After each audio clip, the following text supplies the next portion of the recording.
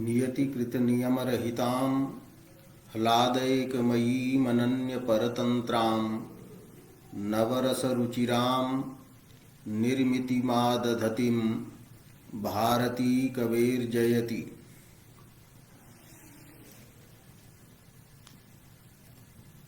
उदात्तालंकारः विचारितः तत्र दृष्टं यत् यस्मिन् अलंकारे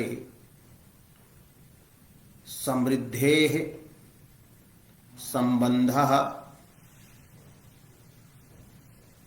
महापुरुषाणां वर्णनीयं प्रति अंगभावश्च वर्ण्यते तत्र उदात्तालंकारः भवति।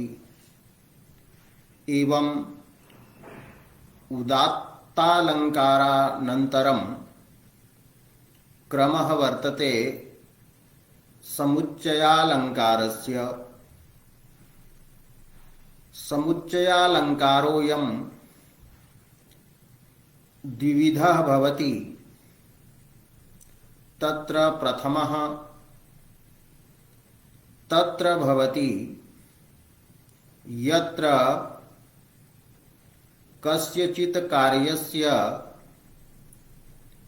साधनाय एकम् एव कारणं पर्याप्तं भवति। एकेनैव कारणेन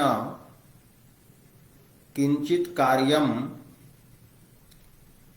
सिद्धुं शक्नोति, किंतु तदेव कार्यं साधयितुम्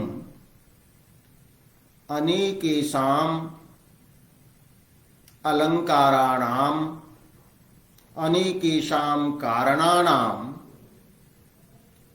तत्र संबंधः भवति। एकेनैव कारणेन सिद्धं कार्यं साधयितुं कारणान्तराणां योगपद्येन यः समन्वयः वर्तते स समुच्चय नामालंकारः प्रथमः वर्तते। द्वितीयः समुच्चयालंकारः तत्र मन्यते यत्र गुणयोः क्रिययोः गुणक्रिययोः वा योगपद्येन वर्णनं भवति। द्वयोः गुणयोः द्वयोः क्रिययोः अथवा गुणक्रिययोः योगपद्येन युगपद वर्णनं भवति। तत्र अपरः समुच्चयः भवति। तत्र अद्य प्रथमः यः समुच्चयः तस्य लक्षणम् उदाहरणं च काव्यप्रकाशदृशा अद्य प्रतिपाद्यते। तत्र लक्षणं वर्तते तत्सिद्धिहेतावेकस्मिन् यत्रान्यत् तत्करं भवेत् समुच्चयोऽसौ। असौ अलंकारः समुच्चयः उच्यते। यत्र अलंकारे यत्र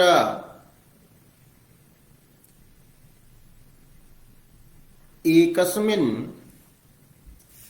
तत्सिद्धि हेतौ सति तत्सिद्धि तस्य कस्यचन प्रस्तुतस्य कार्यस्य तत्शब्देन प्रस्तुतं कार्यं ग्राह्यम् अतः तस्य प्रस्तुतस्य कार्यस्य सिद्धिः तत्सिद्धिः तत्सिद्धेः हेतुः कारणं तत्सिद्धि हेतुः प्रस्तुतस्य कार्यस्य सिद्धेः यः हेतुः वर्तते स एक एव हेतुः तत्कार्यसिद्धौ पर्याप्तं भवति। तो एकस्मिन् तत्सिद्धि हेतौ सति प्रस्तुतस्य कार्यस्य सिद्धेः एकस्मिन्नेव हेतौ सति एकस्मिन्नपि हेतौ सति अन्यत् अपि कारणम् अन्यत् अपि साधकं तत्करं भवेत्। तत्करम अर्थात अत्र तत्पदेन तत्सिद्धि ग्राह्या तो अन्यत तस्याह सिद्धेः करम भवेत्। तस्य वर्णनीयस्य कार्यस्य या सिद्धिः वर्तते तस्याः सिद्धेः करम साधकं तस्याः करम तत्करम तत्सिद्धेः करम तत्करम भवेत्। असौ अलंकारः समुच्चयः उच्यते। इदं सूत्रं वर्तते कारिकारूपं सूत्रं। सूत्रे लिंगं वचनं च अविवक्षितं भवति। अतः वृत्तौ अन्यत् पदस्य व्याख्यानं साधकान्तराणि इति बहुवचनेन कृतम्। अस्य स्पष्टतां कुर्वन् वृत्तौ उच्यते कारिकायां तत्पदम् अतः तत्पदस्य विवरणं वर्तते। तस्य प्रस्तुतस्य कार्यस्य एकस्मिन् साधके सति साधके स्थिते साधकान्तराणि अपि यत्र संभवन्ति साधकान्तराणि अपि यत्र समापतन्ति साधकान्तराणामपि यत्र समुच्चयः भवति अन्वयः भवति। अन्वयः अभिधीयते तो सम्यक रूपेण तत्र भवन्ति संभवन्ति अर्थात कारणान्तराणाम् अन्वयः अपि यत्र अभिधीयमानः भवति। अस्य समुच्चयालंकारस्य परिष्कृतं लक्षणं रसगंगाधरे उक्तं युगपत् पदार्थानां अन्वयः संबंधः अनेकेषां पदार्थानां एकस्य कार्यस्य साधनाय योगपद्येन यः समन्वयः वर्तते सम्बन्धः वर्तते स समुच्चयः अस्ति। अत्र युगपद इति कथनेन अनेकेषां कारणानां योगपद्येन यः समन्वयः समुच्चयः उच्यते, तत्र योगपद्य शब्दस्य अर्थात युगपद शब्दस्य विवक्षितः अर्थः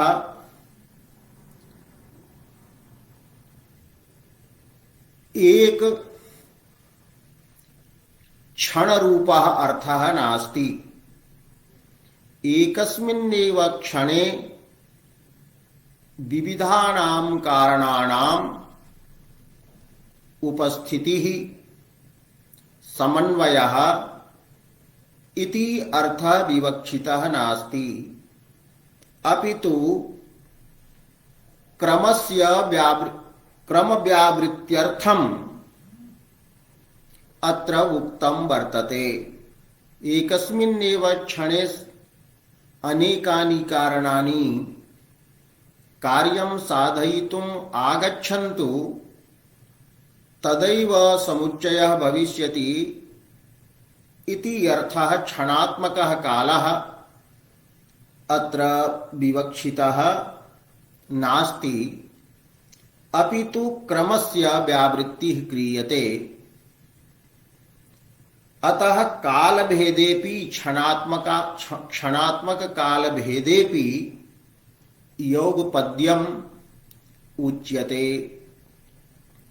तत्र अनेकानि कारणानि एकमेव साध्यं साधयितुं कथम् आगच्छन्ति, तत्र वर्ण्यते खले कपोतिका न्यायः। खले कपोतन्यायेन बहूनां कारणानां कार्यसाधने यः समुद्योगः वर्तते स एव समुच्चयः अस्ति इति प्रतापरुद्रयशोभूषणेऽपि प्रतिपादितम् अस्ति। खलपदेन यत्र हिंदी भाषायां खलिहान इति उच्यते, तत्र अन्नग्रहणाय यथा कपोतानां, वृद्धानां, तरुणानां च कपोतानां, बालानां च कपोतानां यथा योगपद्येन आगमनं भवति, योगपद्येन समन्वयः भवति। तत्रापि एवं विवक्षा कर्तुं शक्यते, एकस्यैव कपोतस्य कृते पर्याप्तम् अन्नम् अस्ति, किन्तु तदन्नं ग्रहीतुं युगपदेव सर्वे कपोताः, बालाः, वृद्धाः, तरुणाः, युवानश्च समायान्ति। तथैव खले कपोतन्यायेन अनेकेषां कारणानाम् एकस्य कार्यस्य साधनाय यः वर्तते अन्वयः, सम्बन्धः, आगमनं, तत् समुच्चयः अस्ति। एवं योगपद्येन हेतुभूतानां पदार्थानां एकस्य कार्यस्य साधने अन्वयः, सम्बन्धः, समुच्चयः अस्ति। तत्र वृत्तौ प्रतिपादितं तस्य प्रस्तुतस्य कार्यस्य एकस्मिन् साधके स्थिते सति साधकान्तराणि अन्यानि अपि साधकानि संभवन्ति स समुच्चयः।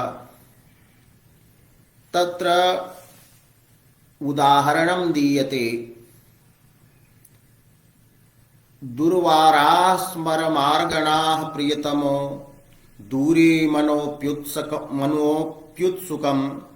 गाढ़ं प्रेम नवं वयोति कठिनाः प्राणाः कुलं निर्मलं स्त्रीत्वं धैर्य विरोधि मन्मथ सुहृत् कालः कृतान्तोक्षमो नो सख्यश्चतुराः कथं नु विरहः सोढव्य इत्थं सठः। इदं पद्यं मयूरपुत्रस्य शङ्कुकस्य वर्तते इति बालबोधिनी लिखति। अत्र काचित् विरहिणी या वर्तते सा विरहिणी स्वकीयं दैवं प्रति विधिं प्रति दैवं प्रति कथयति कि हे विधातः, हे दैव, मया विरहः कथं सोढव्यः, मया मम कान्तेन यह विरहः जातः, वियोगः जातः,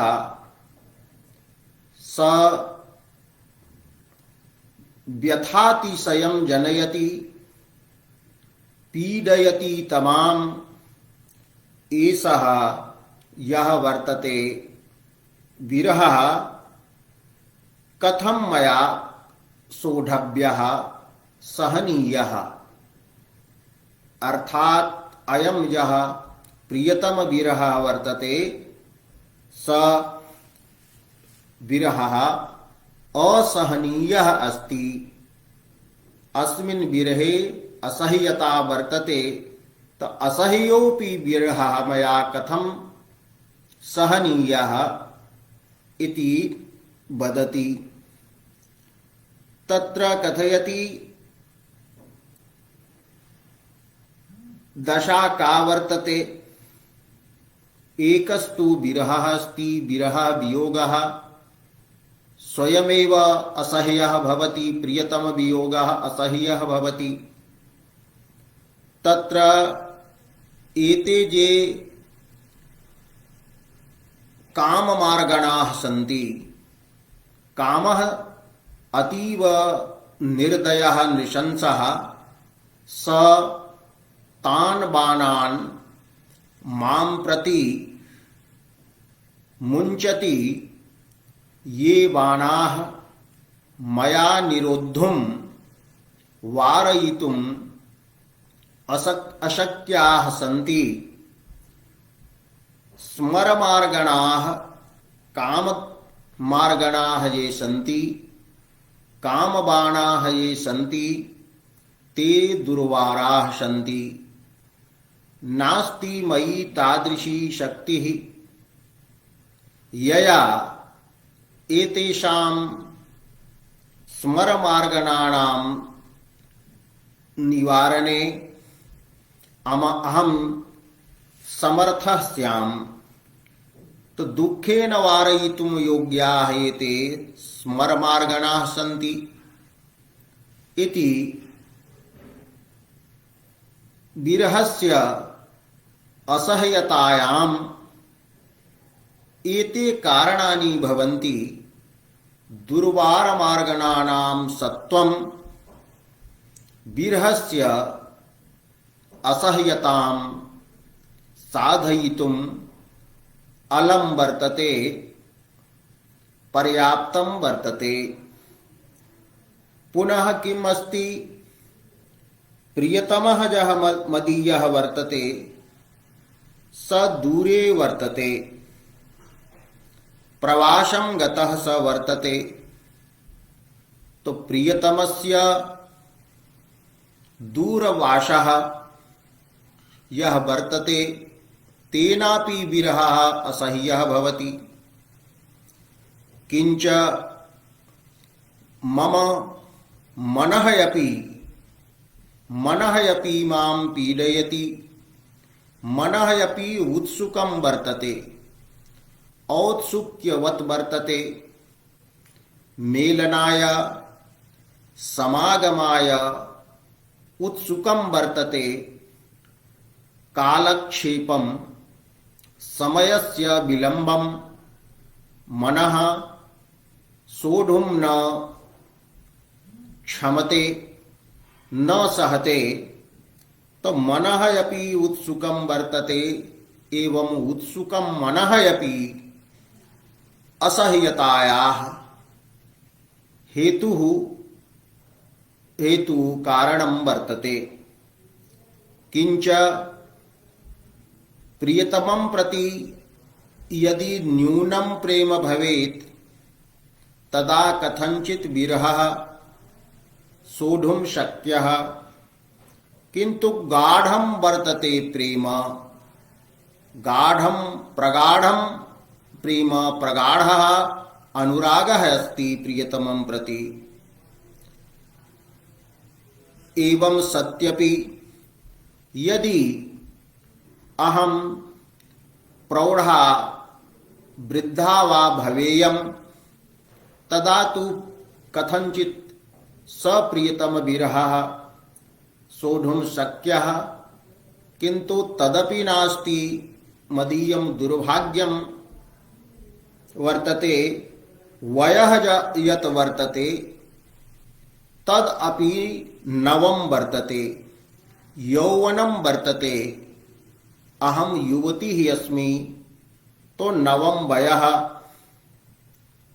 एतादृशी दशायां मम ये प्राणाः सन्ति ते प्राणाः अपि मयि दयां न कुर्वन्ति तैः प्राणैः मां मम शरीरं विहाय गन्तव्यमेव समीचीनं वर्तते किंतु ते न गच्छन्ति प्राणाः अपि अति कठिनाः जाताः निष्ठुराः निर्दयाः जाताः एवं कठिनानाम् अति कठिनानां प्राणानामपि सद्भावः प्राणाः अपि न दयन्ते न दयां कुर्वन्ति। एवं सत्यपि अहं कुलवधूः यस्मि कुलं यत् वर्तते तत् निर्मलं वर्तते अतः एतादृशे समये एतादृश्याम् अवस्थायाम् उपपतिनापि काम जन्या तृष्णा शमयितुं शक्या किंतु कुले कलंकः भविष्यति कृष्णं भविष्यति कुलं तो निर्मलं कुलं यत् वर्तते तदपि माम अभिसारादौ प्रवृत्तेः बाधते एवं निर्मलं कुलम् अपि विरहस्य असह्यतायां कारणं वर्तते। यदि कश्चित् मां वदेत् त्वं धैर्यं धारय तर्हि उच्यते धैर्यं यदस्ति तत्पुरुषाणां प्रायेण धर्मः वर्तते यत्र पुरुषत्वं तत्र धैर्यं भवति यत्र स्त्रीत्वं तत्र स्त्रीत्वं धैर्यस्य विरोधी वर्तते। स्त्रियो हि झटिति धैर्यं मुञ्चन्ति किं करोमि मयि पुंस्त्वं नास्ति शूरत्वं नास्ति तर्हि धैर्य विरोधी स्त्रीत्वम् अपि मयि वर्तते। एवं कालः यः वर्तते समयः असौ अपि मामकीनं विरहम् अधिकम् उद्दीपयति। मनमथ सुहृत् कालः, अयं यः कालः वसन्तः वर्तते। मन्मथः यः कामः तस्य सुहृत् मित्रं तो वसन्तकालः। वसन्तोऽपि मामकीनं विरहम् अतीव उद्दीपयति। अयं सुहृत् कीदृशः? तो दुष्टस्य यः सुहृत्, परपीडकस्य यः सुहृत्, तस्मिन्नपि परपीडाजननं भवति। दुष्टस्य मित्रं पीडयति एव। अयं कामः दुष्टः, अयं हि मन्मथः उच्यते। अयं यदा कामः आगच्छति तदा मनः मथनाति। मनसः स्वास्थ्यम् अपगतं भवति, विनष्टं भवति। अतः मन्मथः मनोव्यथाकारी यः वर्तते कामः, तस्य सुहृत् मित्रं यः वसन्तः सः कालः अपि वर्तते। यमराजं प्रति किं कथयामि? यमराजेन इदानीम् आगत्य मामकीनाः प्राणाः हर्तव्याः सन्ति, किन्तु मन्ये अयं यमः अपि मयि निष्ठुरः। अतः कृतान्तः यः वर्तते यमः, सः अक्षमः अस्ति। मम प्राणहरणे असमर्थः नास्ति। मम दुर्भाग्यवशात् मामकीनः, मम दुर्भाग्यवशात् यो यमः वर्तते सो यमोऽपि अक्षमः शक्तिहीनः जातः। किं करोमि? विपत्तिकाले धर्मस्य मर्यादा नास्ति। आपद्धर्मः पृथक् भवति। अहं भृशं कामेन पीडिता भवामि। अतः यदि सखीः प्रति कथयामि किं करोमि, पूर्वं प्राणाः रक्षणीयाः। विरहः न सोढुं शक्यते। अतः कश्चन तादृशः अन्यः नायकः प्रेषणीयः गुप्तरूपेण, येन कुले कलङ्कः न भवेत्। तर्हि मदीयं दुर्भाग्यं पश्यन्तु।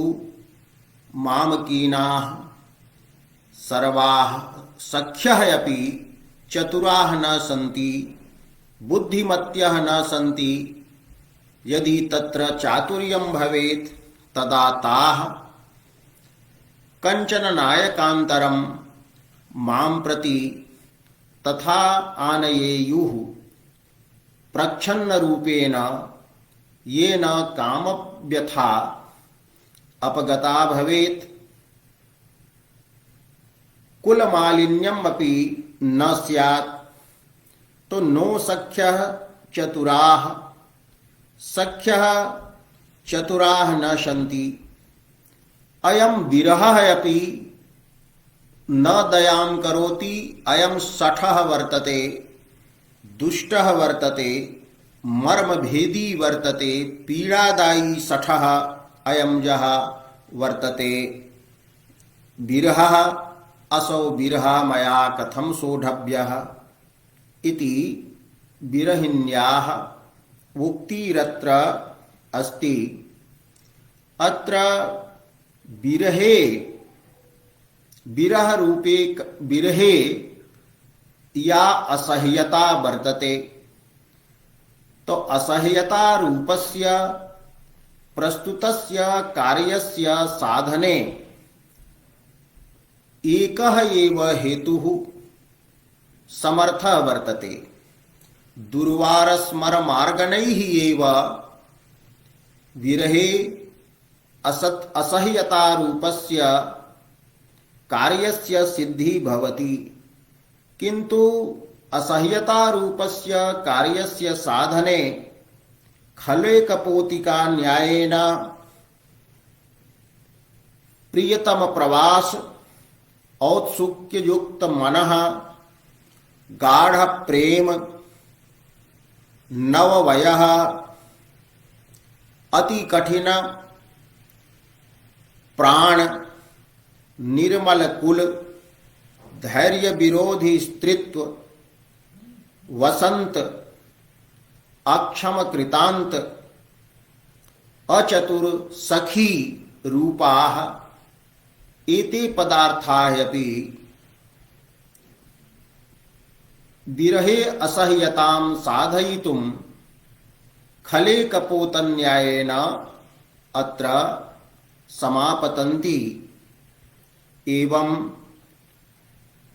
एषु हेतुषु एकस्मिन्नेव कस्मिंश्चित् हेतौ सति विरहनिष्ठा सह्यतारूपं कार्यं साधयितुं शक्यते। किन्तु अत्र दुर्दैववशात् तदैव कार्यं कर्तुम् अन्येपि हेतवः असह्यता विरहगता सह्यतायाः हेतवः अत्र अन्विताः भवन्ति। एवं यह दुर्वारस्मरमार्गणादीनां विरहनिष्ठा सह्यता जनन रूपी कार्ये योगपद्येन अन्वयः वर्तते। अतः तादृशान्वय रूपः समुच्चयः अलङ्कारः यत्र अस्ति तदेव वृत्तौ प्रतिपाद्यते। अत्र विरहासहत्वं विरहस्य असह्यतां स्मरमार्गणा एव कुर्वन्ति। स्मरमार्गणा एव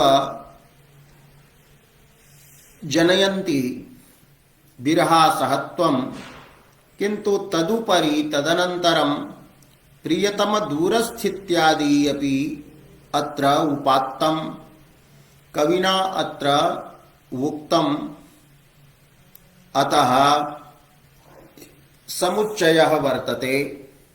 एकस्मिन् कार्यसिद्धेः हेतौ सत्यपि यत्र साधकान्तराणि अपि संभवन्ति साधकान्तराणामपि समन्वयः योगपद्येन अभिधीयते। तत्र अयम् ईदृशः समुच्चयालङ्कारः भवति। अग्रे काव्यप्रकाशकारेण उच्यते यत् रुद्रटादयः ये अलंकार शास्त्रकाराः सन्ति ते समुच्चयस्य पृथक् भेदं कुर्वन्ति पृथक् च लक्षणं कुर्वन्ति। तत्र सदयोगः यत्र सताम् एव पदार्थानाम् एकस्मिन् कार्यसाधने योगः भवति अथवा असतामेव पदार्थानाम् एक कार्यसाधने अन्वयः भवति अथवा अंशतः सताम् अंशतः असतां च पदार्थानाम् अन्वयः यत्र एक कार्यसाधने भवति। एवं सत्समुच्चयः असत्समुच्चयः सदसत्समुच्चयः इति कृत्वा पृथक् पृथक् समुच्चयालङ्कारः एवं त्रिविधः लक्षितः पृथक पृथक लक्षणं विहितम्। एतेषां त्रिविधानामपि समुच्चयानां काव्यप्रकाशकृते लक्षणे एव समन्वयः। काव्यप्रकाशकृत लक्षणे एव एते सर्वे त्रयः समुच्चयाः संगृहीताः भवन्ति। एतदेव प्रतिपाद्यते एष एव समुच्चयः सदयोगे असदयोगे सदसदयोगे च पर्यवस्यति इति न पृथक् लक्ष्यते। यथा पृथक् पृथक् लक्षणं रुद्रटादिभिः विहितं तथा यत्र मया न क्रियते। मल्लक्षणेनैव एते संग्राह्याः भवन्ति। तत्र उदाहरणं दीयते काव्यप्रकाशकृता। तत्र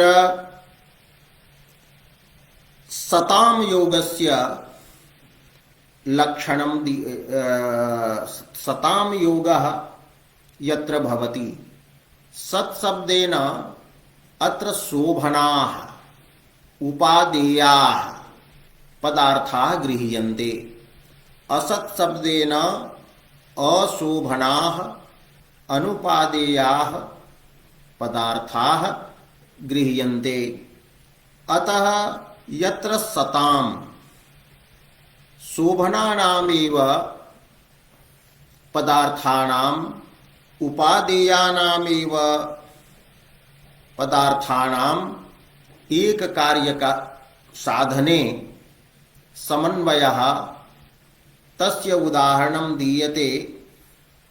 कुलमलिनं भद्रा मूर्तिः श्रुतिशालिनी भुजबलमलं स्फीता लक्ष्मीः प्रभुत्वमखण्डितं प्रकृतिसुभगा हेते भावा अमीभिरयं जनो व्रजति सुतरां दर्पं राजन्त एव तवांकुशाः। कश्चित् कविः कंचन राजानं स्तौति कथयति, हे राजन्, जनः यः वर्तते साधारणः जनः असौ साधारणः जनः सुतरां दर्पं व्रजति। सुतरां दर्पयुक्तः भवति, सुतराम् अहंकारं धारयति, मदमत्तः भवति। अमीभिः येभिः भावैः येभिः पदार्थैः कश्चित् साधारणः जनः दर्पं भजति। तत्रापि येषु पदार्थेषु एकः अपि पदार्थः यदि भवति स दर्पजननाय अलम् भवति। तत्र उच्यते अमलिनं कुलम्। यस्य कुलम् अमलिनं भवति जन्मना चारित्र्येण च शुद्धं भवति। यथा रघुवंशजानां राज्ञां सोहमाजन्म शुद्धानां, तो ईदृशं तादृशं अमलिनं कुलं यस्य भवति स आत्मानं सत्कुलीनं मत्वा दर्पं करोति। तो अमलिनं कुलं दर्पं जनयति। एवं भद्रा मूर्तिः शरीरं स्वरूपं यस्य भद्रा कल्याणकारिणी रमणीया वर्तते, अर्थात् यः सुरूपः भवति, सुरूपः अपि गर्वं करोति, अहं सुन्दरः अस्मि। तो भद्रा मूर्तिः इति द्वितीयः पदार्थः। पुनः मतिः या बुद्धिः वर्तते श्रुतिशालिनी श्रुतिभिः वेदैः या शालते शोभते श्रुतिं विना वेदं विना वस्तुतः काचनापि विद्या न शालते अर्थात मतिः या वर्तते मतो यदि श्रुतिः नास्ति वेदः नास्ति तदा मतेः शोभा न भवति। अतएव सुंदरकांडे कथितम् अस्ति आम्नायानाम योगेन विद्यां प्रशिथिलामिव यथा वेदस्य असंबंधेन विद्या प्रशिथिला भवति प्रकर्षेण शिथिला भवति कार्यक्षमा न भवति तथैव रामेण रहिता सीता आसीत् रामः आम्नाय सदृशः इति प्रोक्तं तत्र। तर्हि श्रुत्या शालिनी मतिः अस्ति तो एषा मतिः अपि श्रुतिविशिष्टा मतिः अपि दर्पजननाय साधारणजनस्य कृते दर्पजननाय अलम भवति पर्याप्ता भवति कि अहम वेदज्ञः अहम वेदविद्यावित् एवं वदन्तः बहवः लभ्यन्ते येन एतत् कथनेन दर्पः तत्र अनुमीयते। एवं भुजबलम् अलम वर्तते भुजबलम् अपि अलम वर्तते पर्याप्तं वर्तते तव बाहुबलम् अपि अस्ति भवान् शक्तिशाली अपि वर्तते तो भुजबलम् अपि यस्य भवति स बाहुबली भवति दर्पं करोति। पुनः स्फीता लक्ष्मीः स्फाई वृद्धौ स्फीता वृद्धा लक्ष्मी वर्तते वृद्धिं प्राप्ता लक्ष्मीः धनं वर्तते तो धनं तु दर्पस्य कारणं भवत्येव तो स्फीता लक्ष्मी अपि दर्पं दर्पजननाय समर्था अस्ति अलम वर्तते। एवं प्रभुत्वम् अपि अखंडितं वर्तते तव प्रभुत्वं तव ऐश्वर्यम् अखंडितम् अस्ति तव राज्यम् अखंडितं वर्तते सर्वत्र भावत की आज्ञा प्रसरति क्वचिदपि आज्ञा भावत की नोल्लंघ्यते अतः अखंडितं प्रभुत्वं वर्तते। एवं एते ये पदार्थाः सन्ति ते प्रकृति सुभगाः सन्ति प्रकृत्या एव शोभनाः सन्ति एते भावाः और अभी भी भावैः अयं यः साधारणः जनः वर्तते स साधारणः जनः सुतरां दर्पं करोति तो दर्पजनने दर्पोत्पत्तौ एतेषु प्रकृतिसुभगेषु पदार्थेषु अन्यतमः पदार्थः समर्थः किंतु यत्र एते सर्वे पदार्थाः सन्ति तत्र दर्पस्य कियती वृद्धि स्यात् इति स्वयमेव विचारयितुं शक्यते। किंतु हे राजन् एते ये प्रकृतिसुभगाः पदार्थाः ते तव अंकुशाः सन्ति। अंकुशः यथा गजं रुणद्धि गजं नियमयति तथैव एते पदार्थाः तव कृते अंकुशाः नियामकाः सन्ति अर्थात तव दर्पस्य नियामकाः एते भवन्ति। एतावत्सु प्रकृतिसुभगेषु पदार्थेषु सत्स्वपि तैः संबंधे सत्यपि तव दर्पः न भवति अपितु एते विनयस्य कारणानि भवन्ति। यः नियन्त्रितः भवति स विनीतः भवति। त एते सर्वे विनयं जनयन्ति। एतादृशं भवतः माहात्म्यं वर्तते। अत्र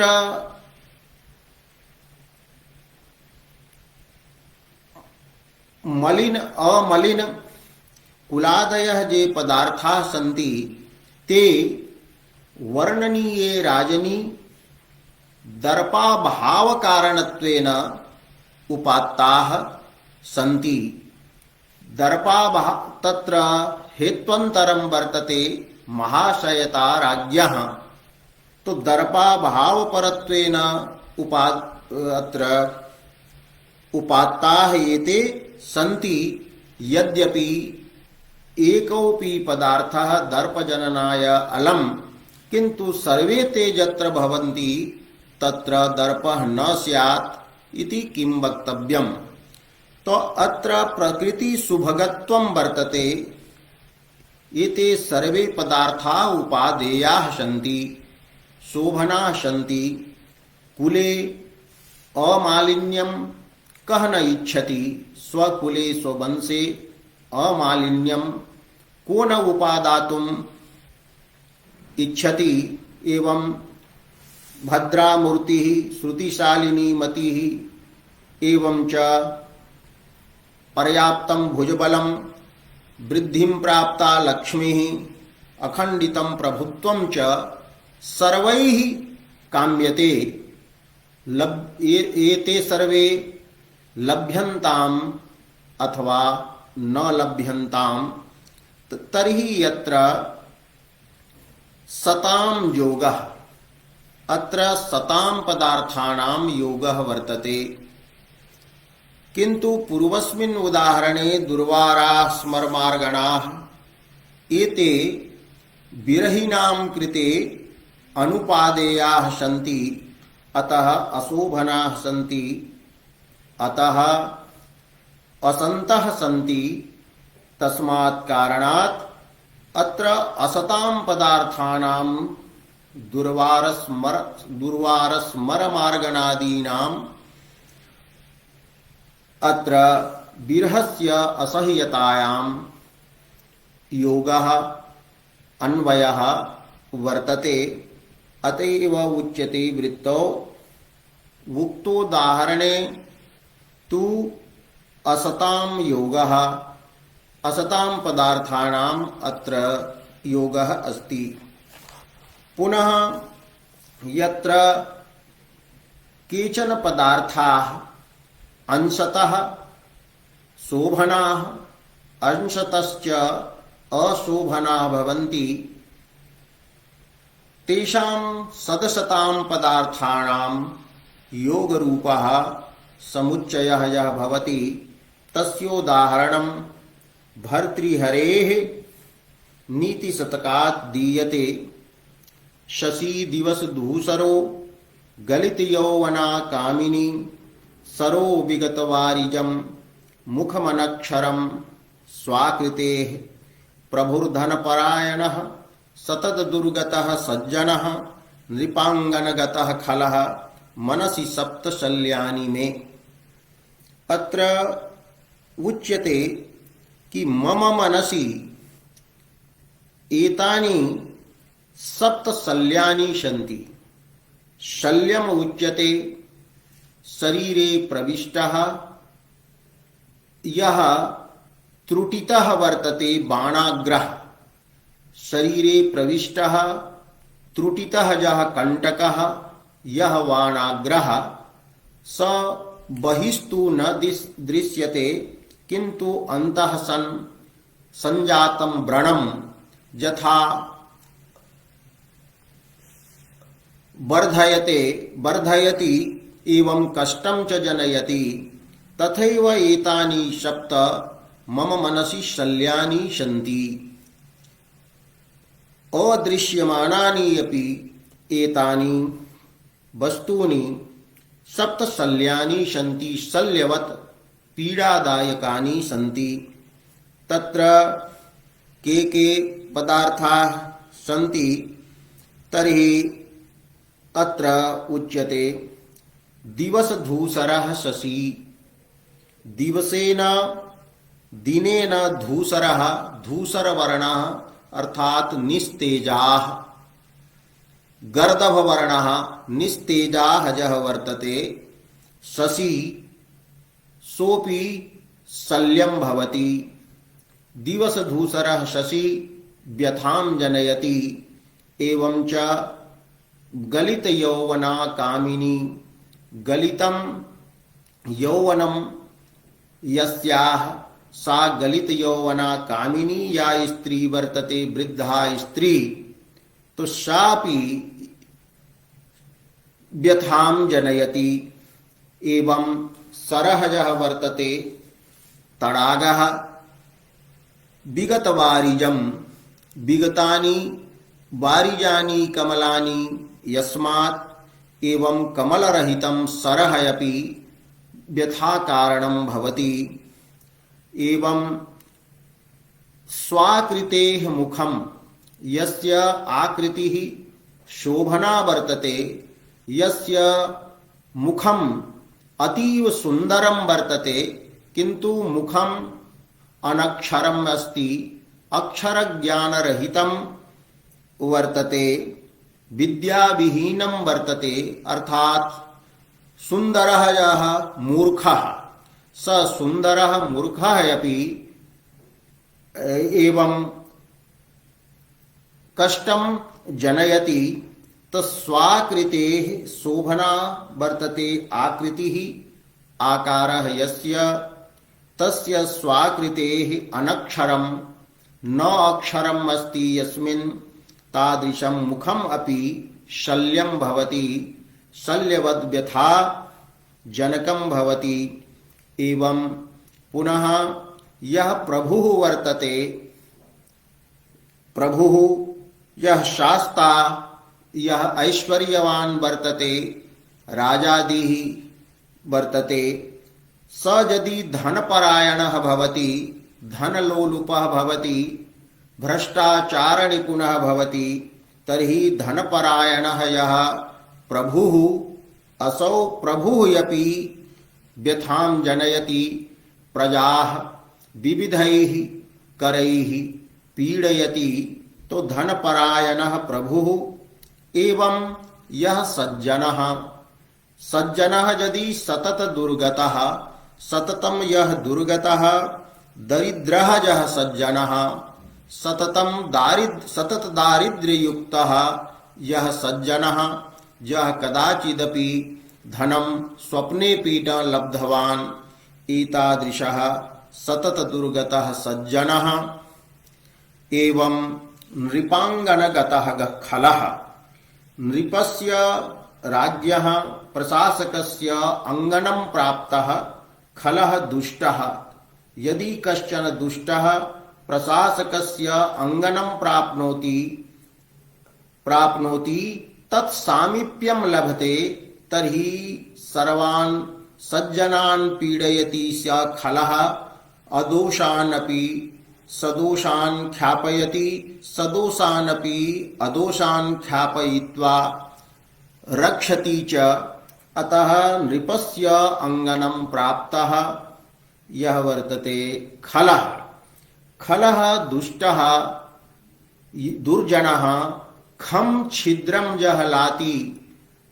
खलः स उच्यते यः सर्वत्र सज्जनेपि खं छिद्रं पश्यति, अर्थात छिद्रं नास्ति तथापि छिद्रं तत्र लाति, स्थापयति, सदोषत्वेन ख्यापयति, अयं दोषवान् इति कृत्वा। अतः नृपांगनगतः यः खलः। एवं एतानि सप्त वस्तूनि सन्ति, एते सप्त पदार्थाः सन्ति। ते सप्त पदार्थाः शल्यानि सन्ति, अर्थात शल्यवत् व्यथाजनिकानि सन्ति, शल्यसदृशानि सन्ति। शल्य शब्देन व्यथाजनकत्वम् अत्र लक्ष्यते। अत्र व्यथा जनने एकः अपि दिवसधूसरः शशि अलं वर्तते, पर्याप्तः वर्तते, स एव व्यथा जनने समर्थः। किन्तु तत्र गलित यौवन कामिन्यादीनामपि व्यथा प्रस्तुत व्यथा जनन रूपे कार्ये खले कपोतन्यायेन समन्वयः योगपद्येन अन्वयः भवति। एकमपि कारणं व्यथा जनने यत्र समर्थं वर्तते, सप्तसु पदार्थेषु एकमपि समर्थम्। अत्र व्यथारूप कार्य जनने एते जे सप्त पदार्थाः सन्ति, ते सप्त पदार्थाः उपादेयाः अपि सन्ति, अनुपादेयाः अपि सन्ति। तत्र शशि यः वर्तते, तो शशिनि स्वरूपतः उपादेयत्वं वर्तते। चंद्रमा यः भवति स उपादेयः शोभनः आह्लादक जनकत्वेन शोभनः भवति। किन्तु शशि शशित्वेन तु सन् वर्तते। किन्तु दिवसधूसरत्व धर्मः यः आगतः, तो दिवसधूसर धर्मत्वेन अयं यः चन्द्रः स चन्द्रः असन् वर्तते। एवं दिवसधूसरत्व प्रयुक्तं तत्र चन्द्रे अनुपादेयत्वम् अस्ति। एवं च शशित्वेन तत्र उपादेयत्वं वर्तते। एवं अंशतः शशिरूपे पदार्थे सत्वम् अपि भवति, असत्वम् अपि वर्तते। पुनः कामिनी या भवति सा तु उपादेया भवति, सा तु आह्लादिका भवति। किन्तु यौवनाभाव विशिष्टा सा यदा भवति तदा कामिनीत्वेन तत्र तु उपादेयत्वं वर्तते, किन्तु यौवनाभावेन तत्र अनुपादेयत्वं भवति, अशोभनत्वं भवति। एवं सरसि पिपासा सामकत्वेन शीतलजलवत्वेन उपादेयत्वं वर्तते, सरस्त्वेन उपादेयता वर्तते। किन्तु कमलाभावेन तत्र अनुपादेयता यत्र अस्ति, अतः सरः अंशतः सत् अंशतश्च असत् वर्तते। एवं स्वाकृतेः शोभनाकृतेः सुन्दरस्य यत् मुखं वर्तते, तत् मुखं तु सौन्दर्यवत्तया आह्लादकं भवति, किन्तु विद्याहीनतया आह्लादकं तत् न भवति। यदा सभायां किमपि वक्तुं न प्रभवति। एवमेव प्रभुः यः वर्तते, प्रशासकः राजा यः वर्तते, स तु प्रभुत्वेन ऐश्वर्यवत्वेन अस्ति, स उपादेयः वर्तते। एवं च धनपरायणत्वेन स अनुपादेयः भवति। एवं सज्जनः सज्जनत्वेन उपादेयः, सज्जनत्व समानाधिकरणाः परहितकरणादयः ये धर्माः सन्ति तद्धर्मवत्वेन उपादेयः, किन्तु दारिद्र्येण स अनुपादेयः भवति। एवं यः खलः वर्तते, स खलः यदि नृपांगणगतः न भवति, खलः यदि कुत्रचित् निर्बलः तिष्ठति, कुत्रचित् अन्यत्र एकान्तस्थाने तिष्ठति, तो एकान्तस्थान स्थितत्वेन तत्र खलः शोभनः।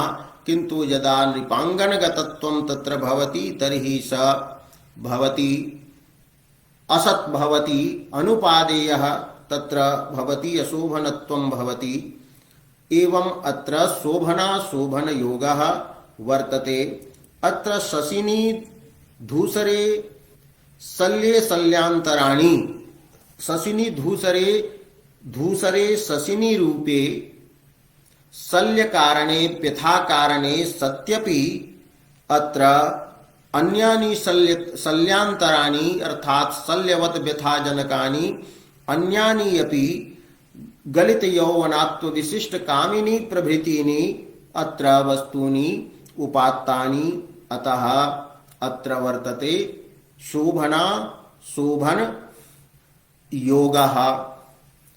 अत्र पुनः कश्चित् वक्तुं शक्नोति यद् दुर्वारा स्मरमार्गणाः अत्र तु यदा विरहः भवति तदा एतेषु उपादेयत्वं न भवति, अनुपादेयत्वं भवति, किन्तु संयोगावस्थायाम् एतेषु तु उपादेयत्वं भवति। तर्हि सदसद्योगः यत्र कथं न स्वीकर्तुं शक्यते। तर्हि टीकाकारैः यत्र अभिहितं यत् विवक्षा द्रष्टव्या तत्र असत्त्वेनैव विवक्षा वर्तते। अत्र तु शशि दिवस धूसरे इत्यत्र सदसत्त्वेन विवक्षा वर्तते, अतः विवक्षा एव तत्र भेदिका भवति। एवं समुच्चयालङ्कारः यः प्रथमः वर्तते यत्र एकस्मिन् कार्यसाधके सत्यपि साधकान्तराणामपि खले कपोतन्यायेन समन्वयः भवति, तो एतादृशः समुच्चयालङ्कारः प्रथमः वर्तते। एतद्विषये अद्य प्रतिपादितं द्वितीयः समुच्चयः आगामिनि दिने प्रतिपादयिष्यते।